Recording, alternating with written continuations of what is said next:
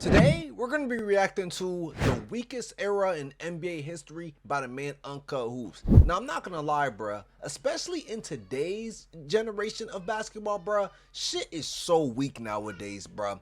Players don't really care for the game no more. People are flopping. People are foul baiting, bruh. You can literally just tap a player and it's a foul in today's league. Like, what has the NBA just became? It's just become a whole lot of just, I don't know, buffoonery. I'm not gonna lie. But hey, let's just see why this era of the NBA is the weakest. I would shorten the season. I just think it's too many games. The mindset of going, like that to you is comical, right, to do that. What the hell is that, man? I don't know what that is. That's crazy. I don't believe in load management because, dude, everybody's hurt. Everybody's got some, my knee's sore. Like, okay. There was one trainer. There wasn't a traveling masseuse. There wasn't game readies. There weren't all of the amenities. You didn't have cold tubs. You didn't have hot tubs. You didn't have all of the amenities. And the only thing that has led, we have now teams that are paying millions of dollars to sports science. And they're like, oh, the game of basketball is tough. Pretty sure if you're a teacher, your knee is sore, but you still have to go to work. And you're definitely not compensated like jocks are. You got a lot of people paying their hard-earned money to come watch you perform. A lot of people are spending OD money to spend, especially even like during the preseason. Like, a lot of people will be buying stuff to see their favorite players play, and especially they don't be ending up playing. Like, especially during the 82 game regular season, like there's families that want to go out and watch their favorite players perform and just play, and they just sit out and don't play. Like there's players like Zion Williamson. People thought Zion Williamson was gonna be, one of the faces of the league. Don't get me wrong, bro's been injured, but it's like sometimes I feel like, I don't know, do these players use injuries as an excuse to not play, or like, like, it's just, I don't know, man. The league is just not the same like how it used to be, bro. Even through injuries, players back then would play 82 games, hard fought through, play for the team. Like, they'll be going crazy. Nowadays, it's like players just don't care, man. It's like they just playing for the money at this point. That's what it feels like. Most of the players in the modern NBA, these guys have access to things players in the past could only dream of.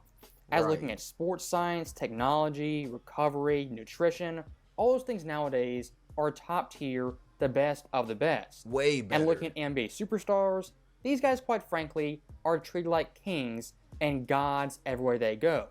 Now, despite players nowadays having all the perks, advantages you can imagine, what do? Like, that's crazy. 400. This guy almost has as many games missed as the amount he's played. That is like how does this, like, we have more medicine, we have more shit to benefit us way more nowadays, and he's missed merely more games than what he has even played. And Joel Embiid, who's one of the faces of the league, he won MVP over Jokic, man. Like, how does this happen? Over and over and over again. They whine, complain, act pampered, and carry themselves like entitled douchebags. I don't know that it's necessarily a rule that I care most about. I would shorten the season. I just think it's too many games. Say that again? I don't know. Yeah. The 40-minute game is intriguing. It is. It's crazy. Cancel the All-Star game and let's just give everybody a break. If you end up with a series like Houston and it's a day in between games, that's a 4-hour flight. Boo-hoo. By the time you make it to the hotel, it's dark. 8 o'clock at night, you're trying to get dinner, and then everything is quick, like you're getting ready for bed, so the recovery process ain't great. I'm here to tell you. Players back then did that all the fucking time. They was flying around. It's been this thing since you been in the NBA. Y'all not think y'all was gonna go through this? This is y'all job. Y'all job is to play ball, bruh. Obviously, there's gonna be days where you don't feel like playing ball, but at the end of the day, you gotta go and do your job, play ball, play for the people, win for your team, win a chip. That's the goal, is it not?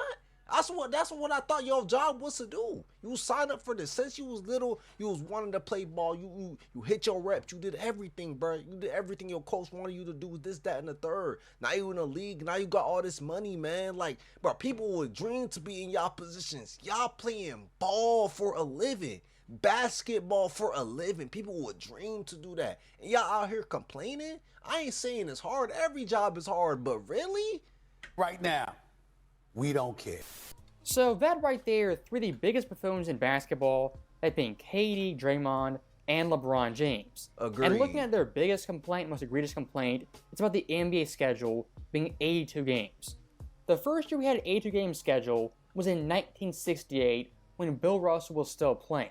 So guys nowadays complain about 82 games. I simply don't want to hear it. Right. It's a fabric of the game, a part of the game. It's been built in for over 50 years. And this kind of begs the question, if you're a true historian of basketball, you have a high basketball IQ, why would you want to tear down basic things like an 82-game schedule to suit your own career? The answer is quite simple. What these guys want is basketball to be as easy as... Just look at this guy, bro. Like, bro, this league is so sorry, bro. Like, bro, this flopping shit can't. They gotta put an end to this. Will they ever put an end to it? Nah, probably not. We know it's the NBA. We know it's for entertainment, but God. As possible. It'd be funny if it weren't so pathetic. Look, when it comes to being an NBA player, a pro athlete, you play 82 games plus the postseason if you're lucky. That season is a grind. It's a marathon. And if you somehow win the championship, you're lucky enough to do that. Why it's so rewarding, so fulfilling, is you've been playing basketball for 9 months straight. Look at sports like baseball and football. Their schedule's been set in stone for quite some time. Baseball, 1961. The NFL, 1978. And looking at football, they're not reducing games, pulling back. They're actually adding games year by year. The NBA, the exact opposite. And again, why is that? This era of players wants things as easy as possible. We are by far and away the best paid and work the least amount. Those guys play 162 games a year. We play 82. These guys don't even want to play 82. Like, that's crazy. They don't even want to be paying 82, and yet there's players out there. Fucking Bradley McNeil is, what the hell is he getting paid on the Suns? Bro's getting paid like 200 M's for 4 years, and players like that, players talking about, oh, I don't want to play 82 games. What? Draymond, how much are you getting paid? I bet you it's in a good 100 M's. Y'all's making way more money than players did back then. Now, don't get me wrong, the world has changed. This shit is more expensive, but still, y'all making bang. And not let alone just y'all deals, endorsements, you know what I'm saying? All types of shit that's going on in the background. So y'all is getting paid bread. And there's no way y'all not wanting to, y'all just want to sit at home, be couch potatoes and shit. Like, man, Draymond Green, bro, I ain't gonna lie, retire from the league and go back to just go kick some strangers nuts if that make you feel happy, bro, or something, bro. Or I got a job for you. Actually, I got a job for Draymond Green, bro. Can you kick Lanut out the league? Kick his nuts out the league. You could do that for me, right? You could do that for me. Shit, I hope you do. So look, I'll give Adam Silver some credit. By the way. When it comes to a low management problem in the NBA, he's curbed it to some degree. But here's the big time problem.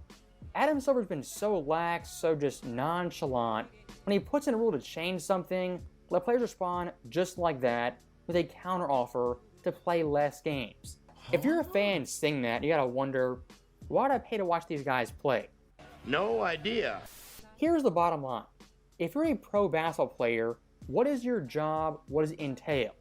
Actually playing basketball. Exactly. That sounds pretty simple and straightforward and obvious. But if you tell players that nowadays, what they'll do is take offense to that and say you're quote-unquote hating on them and their profession.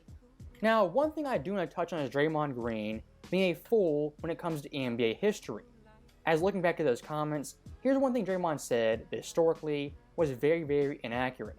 It's too many games. And at the speed that the game is played at today, I know people always talk about, oh man, guys always did that. Them guys, like, no disrespect to the guys that came before me, but They used to walk the ball up the court. All right, bro. They used to walk the ball up the court. Now this guy is just saying, don't y'all do that now? What are you talking? No. Hold on, bro. I could show clear examples of players just. Don't y'all do that? Don't y'all put the ball literally on the ground and y'all walk up the court? I literally see that happen in full NBA games. They probably did that back then, and y'all probably do it more now. What is this guy talking about? Celtics running. They have a 4-on-2. Bird. Y'all don't even on defense. Y'all don't even try to run back on defense. Y'all just let them run. Like y'all don't even try sometimes. It's more effective offensively. It's a bad shot by Moncrief. Not that way. What he talking about? 2-on-1, and Webb is back. They used to walk the ball up the court. Shut your bitch ass up. So stopping those comments from Draymond right there, what it tells me is this dude, he might have a high basketball IQ, be a great NBA player, but his knowledge of NBA history is limited at best. As looking at the fast-paced eras all time, it's not the current era. It's the 1970s. And those guys back then played under much worse conditions and not once complained, whined, that the schedule was too tough and they couldn't perform as a pro basketball player. And looking at the first year pace of play was tracked, that was 1974. The NBA's average back then, 107.8. Damn, 107.8 back then compared to 98.8 now. Shit, how come shit has gotten slower? How come? Now, I'm not going to just believe this, but if this is true, how has shit gotten slower, bruh? You know what I'm saying? You would think, right, as shit evolve and the game get better, right, and there's more spacing and everything around the court, you would think the game would be played a lot faster, you would think, compared to the 70s. And players are a lot faster today. They could jump crazy. Like, what? You would think shit would be way faster, but shit, I guess not. If we taking this evidence. Today's era, a measly 98.8, and they're complaining. And here's to add a layer of context. The fast-paced team in 74 was the LA Lakers at 111.7. That compared to the highest-paced team nowadays, the Memphis Grizzlies, is nearly 8 points higher. And if you take Memphis right now, the highest-paced team in the NBA, put them in 74, they would rank dead last in pace of play. Really? Rest my case. So saying every era of NBA history was slow, they walked the ball at the court, that's simply false, inaccurate. And even looking at the 80s and 90s, you had some run and gun teams that got up and down, scored 150, 120, even 130 points per game. Now, when discussing a brutal NBA season, what's one thing above all else that matters first and foremost? That being the schedule. And looking at today's players, never had it easier. Fewer back-to-back, 3 games in 4 nights, more rest, recovery, and of course the first-class flights guys in the 70s simply did not have. Yeah, they ain't have the first class. They definitely did not have the first class like how they did back then. Especially, but players nowadays, I bet you they definitely are treated way better now. Way better. But because the NBA, one, has the money, and two, but it's just the money. Yeah, literally the money. That's literally all in all. And looking back at that 74 Lakers team, the highest paced team that season, their schedule in 74 was absolutely brutal. Back-to-backs, 25. Damn. 3 games, 3 nights, 6 total times. If you compare that to the modern-day Lakers team 2025, it's not even comparable. This past year's Lakers team, back-to-backs, only 13, nearly half of the 74 Lakers.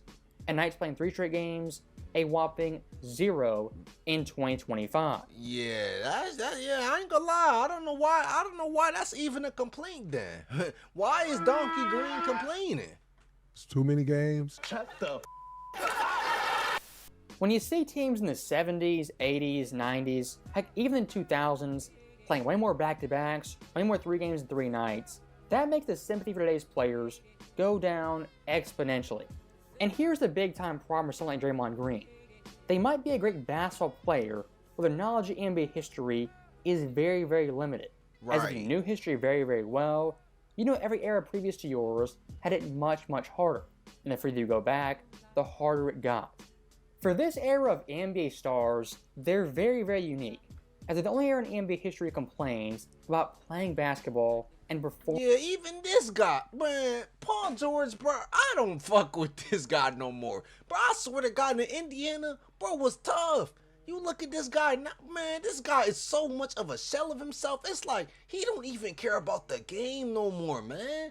It's like, bro, I'm not gonna lie, bro. People gotta put more respect on Kobe, bro. I think Kobe was the last player, like, you know what I'm saying, that really had that mentality and put his mentality into younger players. You get what I'm saying? Like D-Book, for example, shit like that, bro. I feel like ever since Kobe retired, bro, the league ain't been the same. Am I lying? Like, Kobe had that Mamba mentality, bro. I feel like who really in today's league got that Mamba mentality? I don't think nobody, if you want me to be honest, nobody got that bitch. Performing at their job. And if the occasional obstacle pops up, what do over and over again? Act like their Hercules conquered the world and overcame something that was insurmountable. Case in point, the NBA bubble. And then what we went through in the bubble. And if you were not in a bubble, you don't quite understand it. You will never, ever understand how hard it was. It's all good, mate. Let's be clear, mate. This is not Syria, mate. You know what I mean? Like, it's not that hard. 96 days, everything you're accustomed to, your own bed or your chef, you know, your sleeping pattern. It's not anything too serious. It's just a bit of dry food here and there, and yeah, get bored every now and then. But. So I'm with you. I'm literally in a bubble at times, like in my room. Literally seeing the walls like this, like The Shining, just blood, blood coming down my walls. I go in the hallway, it's like two kids on a tricycle. I'm like, oh, holy shit, what is going on? Dude, you're literally, what is this guy LaForty talking about, bro? Like, you're literally sitting there, you're relaxing, you're bored as hell, like you got nothing to do, like. You're straight, bro.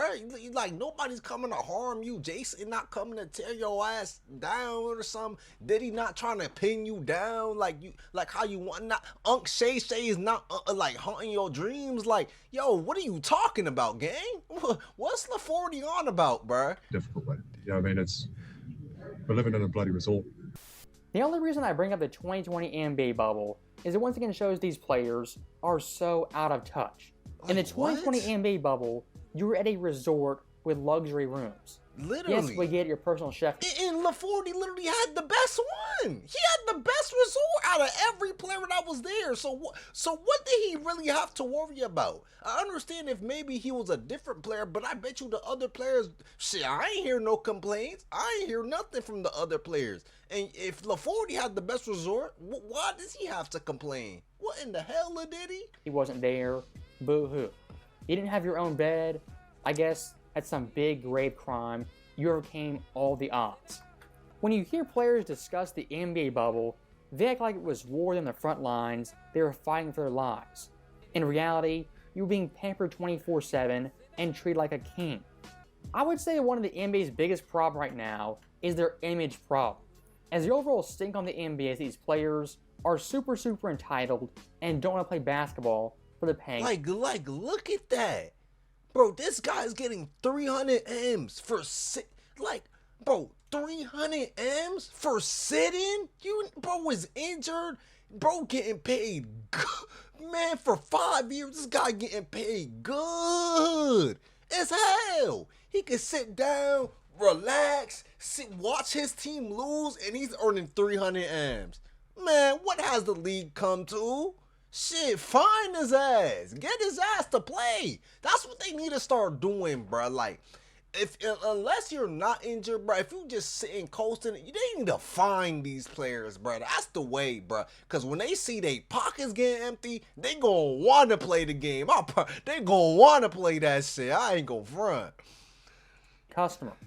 When you're a pro sports league, that's actually a pretty big problem. As the players themselves aren't invested, why as a fan should I be invested? For a lot of the pioneers of basketball in the 60s and 70s, and especially the 80s, while they captivated the world, and especially America, it's because they worked hard and fans felt that when they played every game possible. My whole life, I never paced myself. It's all just go out and do your best. And a lot of people worry about me burning out. And I never had the time to worry about it. I just go out and play. But you have to really play hard. Does that hurt you physically? No, because when I play hard all the time. You know, there's no turn it on here, turn it off here. It's just 110% at all times. I don't know. Like a lot of injuries, people's pain threshold are different. Some guys will dislocate a finger and go ahead and play with it. Some guys can dislocate a finger and be out 6 weeks. But to me, I was just so glad I got the NBA and made it. I didn't want some little injury messing up my whole season, so I try to play through it. There's a lot of, just like having... That's respect, bro. Larry Legend, no, bruh, shoot, bruh. Larry Legend, I respect this gang. I ain't gonna lie, bro. Even though bro was playing on a bad back and all that and was still hooping, man. I respect that. MJ with the meniscus. And yo, you know what other player that be hooping crazy too? That got that, I ain't gonna lie, Russell Westbrook too dang near got that Mamba mentality too. You see the way he play, even though he be chucking them bricks and all that. Hey, bro, he really do be putting everything out there on the floor every single night. He's an example of a player nowadays that goes 110%. Unlike Ben Simmons' ass, he don't do that. But hey, bro, hopefully y'all enjoyed this video, bro. Do y'all believe today's era of the NBA is the weakest, bro? And if it is the weakest to y'all, why is it the weakest? I want to know that. But hey, hopefully y'all enjoyed. And yeah, I'm out of here, y'all.